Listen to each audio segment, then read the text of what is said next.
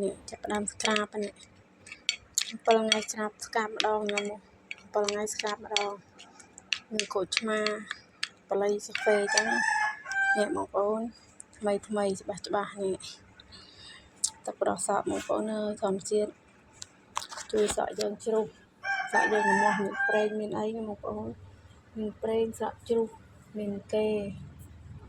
បងប្អូន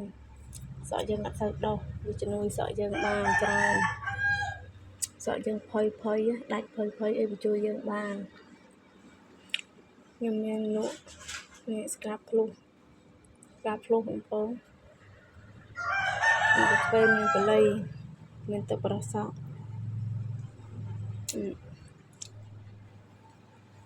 បងប្អូនអាចមើលតាមបានអីតាក់ទងម៉ាក់ស៊ីពេចបានណានេះសាច់គេសាច់បល័យហើយនឹងខ្វៃមាត់ខៃល្អណាស់បងប្អូននេះខាត់ទៅ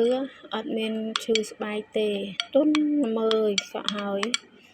ហ្នឹងបងប្អូនអរគុណច្រើនបងប្អូនឃើញអី